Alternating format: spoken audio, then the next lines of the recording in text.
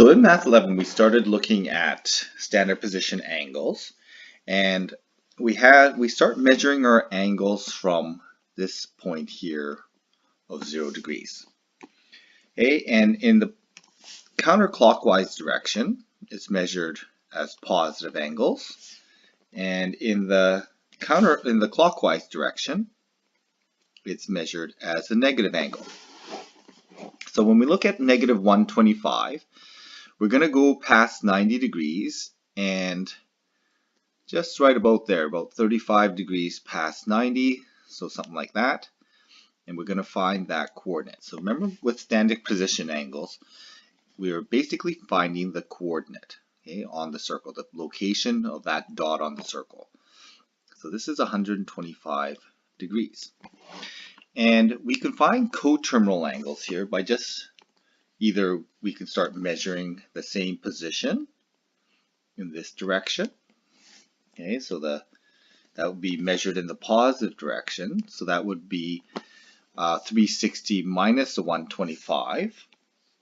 Okay, so that works out to be 235 degrees. Okay, would be one coterminal angle. Or we could just keep going.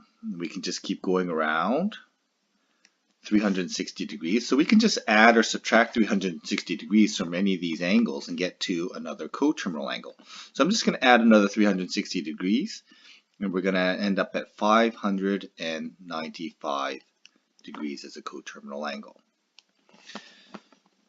So 190 degrees is measured in the positive direction.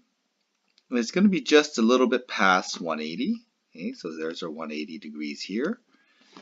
And let's say that's about 190 degrees.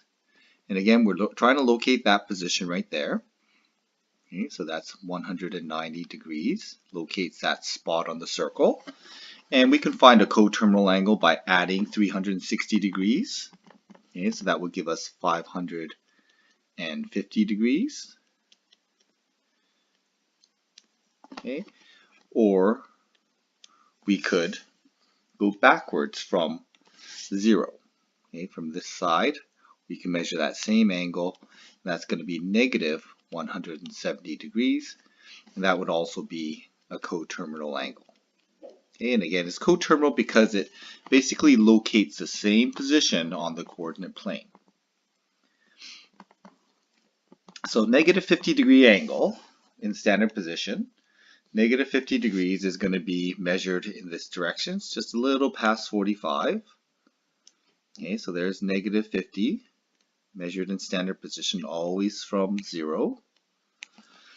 Okay, and we want to find another angle that shares the same y coordinate. So this vertical, again, the point, this position is what we're really talking about, that black dot there.